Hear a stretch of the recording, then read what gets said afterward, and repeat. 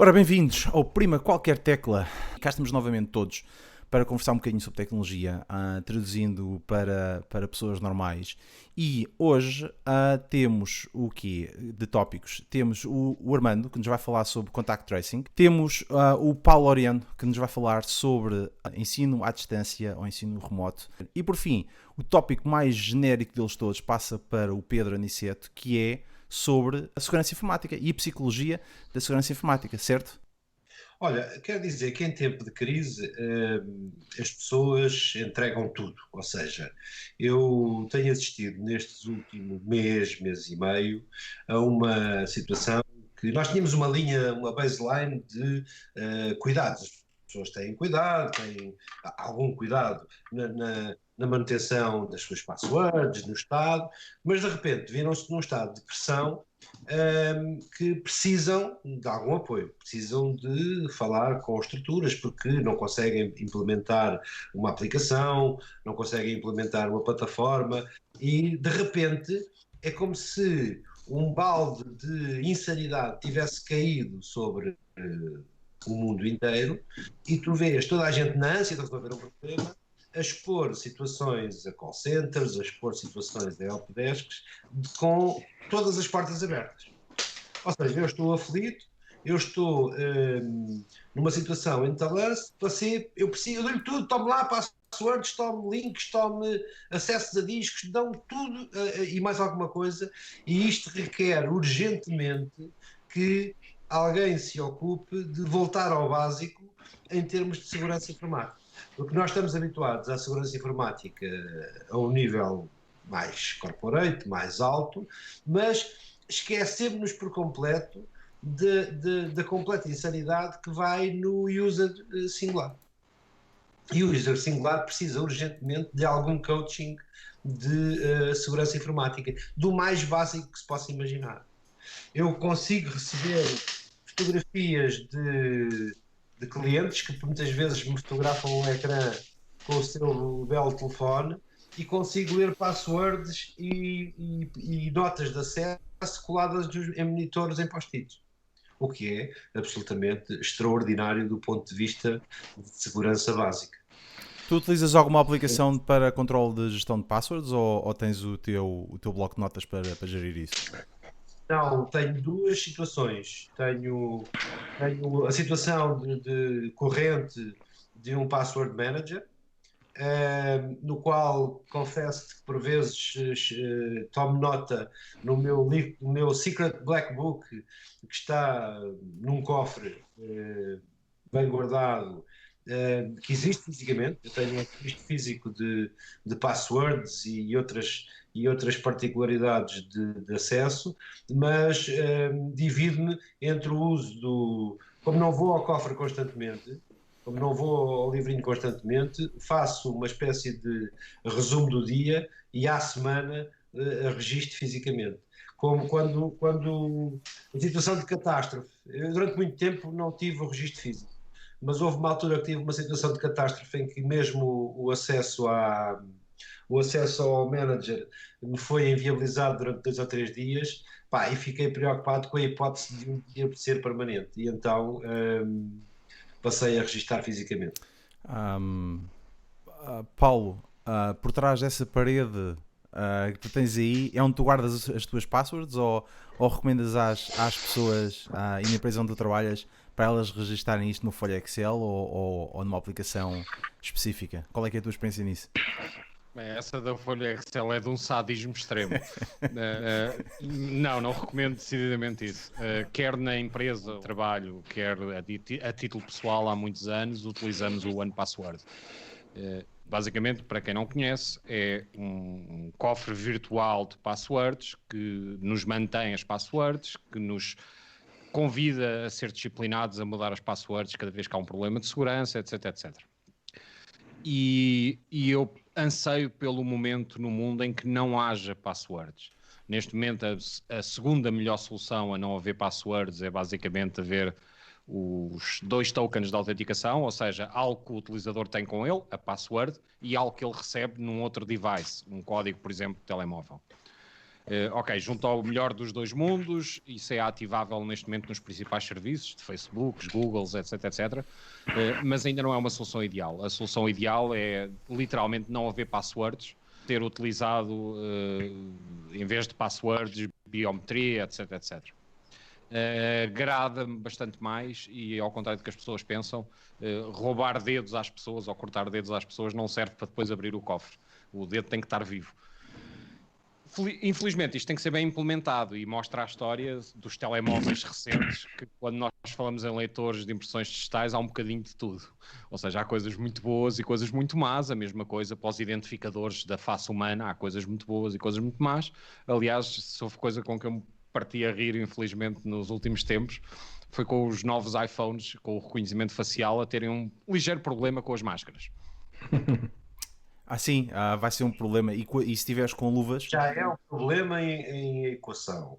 Vamos lá. Eu percebo o assinte da piada. O facto do Face ID não funcionar com a máscara só diz bem do Face ID. Claro. Não é? Não será uma piada. Pedro, eu concordo inteiramente. Continua é uma nuisance. Eu tenho uns óculos tão peculiares que eu sem óculos não sou reconhecido. E Armando, relativamente à questão das passwords, presumo que também estejas na mesma linha, na mesma onda que toda a gente. Tem um gestor. Mistura tem One Password. Exatamente. E depois alguns sites que eu tenho que aceder on the go, posso não ter sempre, usam algo nas passwords, que consigo lembrar-me do padrão e ele me lembro. Mas curiosamente, ontem, pela primeira vez... Podes dizer às pessoas qual é o teu padrão. não pode ser. São 3 padrões. Ontem, curiosamente, pela primeira vez, apareceu-me no Google Chrome que alertou-me para um data breach de sites que já não ia para aí uma década. E que alertou-me para um data breach das passwords desses sites. Que achei particularmente interessante, que foi a primeira vez que vi isso. Nunca tinha reparado, não sei se já repararam, mas achei particularmente interessante e coloca alguns desafios a algumas empresas, porque basicamente o que o Google Chrome faz é que indica quais é que são esses sites que sofreram de data breaches, e alguns deles eram portugueses já agora. Particularmente interessante. Eu de vez em quando eu recebo notificações de data breach dos meus usernames e das minhas passwords. É um facto, quer dizer, não consigo controlar o site do lado lá se está seguro ou não. O que eu consigo controlar é de facto que a minha password que eu coloquei nesse site é única, é só para esse site, não vou reutilizar mais lado nenhum. E tenho o meu gestor de passwords que x em x tempo, para os sites que ele consegue mudar, ele muda automaticamente a password e fica o problema resolvido. No entanto, não deixa de ser curioso de vez em quando receber isso. Mais curioso é porque eu tenho um amigo que trabalha nesta área da segurança, agora não diria a sério, mas que monitoriza estas coisas, e ele de vez em quando manda-me assim as minhas passwords em clear text. Olha, tu em 2005 utilizavas esta password, não utilizavas? Por acaso é um facto, muito obrigado por teres mandado isso. E Action Classes? Vocês têm recebido alguma coisa de Action Classes? Eu tenho há meses uma longa correspondência com o Yahoo, porque me promete que me vai pagar $20 e qualquer coisa a respeito de um data breach que está em tribunal a rolar há não sei quantos anos. Quer dizer, eu não. Nunca tive tal coisa, mas o problema é que isto é uma indústria nova, ou seja, quando a indústria dos automóveis apareceu, o Ford T matava que se farta, o volante matava, o vidro matava, tudo o que estava dentro do carro basicamente era uma arma. E depois, com o amadurecer, com o passar do tempo, a indústria foi regulamentada e passou a haver responsabilidades. Na indústria de software e na indústria de segurança, que é nova, que é recente para todos os efeitos, apesar dos seus valentes aninhos, isso não existe. O que significa, por outras palavras, que nós continuamos a ter license agreements absolutamente fantásticos, que dizem que o produtor do software não é responsável por rigorosamente nada. Toda a responsabilidade sobre se o software funciona ou não depende do utilizador, blá blá blá. Esse é a aliado do mundo, esse. O que eu acho absolutamente fabuloso, como é que conseguimos, ao fim de 30 ou 40 anos de informática, conseguir ter esses license agreements ainda como válidos. O que eu diria é que, com o passar do tempo, nós vamos chegar ao momento em que os produtores de software, como os produtores de hardware, vão ter que dar garantias. E a segurança é fundamentalmente um problema de qualidade. Ou seja, quando eles estiverem preocupados em fazer sistemas simples e robustos, nós deixamos de ter a tourada que temos neste momento no planeta. O que estás a dizer é uma espécie de selo CE para software. O que estou a dizer é... Eu não estou a advogar nenhuma solução em potencial em termos de legislação. O que estou a dizer é que em todas as indústrias novas é um bocadinho...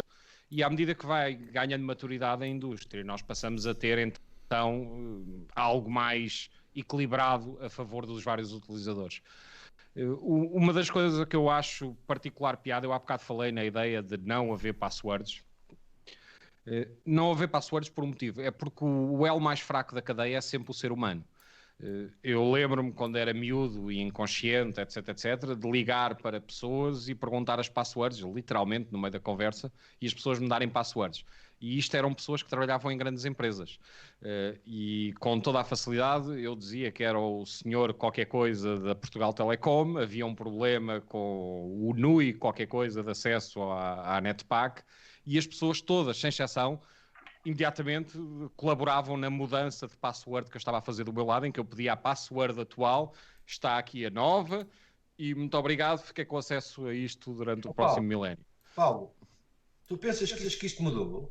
Não mudou nada. Não, eu tenho a engenharia social tem décadas, vai continuar. Tenho certeza absoluta que não mudou. Agora, enquanto o elo mais fraco forem as pessoas, nós não podemos dar às pessoas passwords, temos que as proteger de uma forma que elas não façam sabotagem da sua própria segurança. E quando nós falamos em segurança para o comum dos mortais, na minha cabeça é isso. É como é que nós criamos métodos de autenticação das pessoas que elas não possam ser frágeis e sem querer violar. Evitar dar tiros nos pés. Diz, Vítor. É uma das coisas que eu fiquei aqui surpreendido.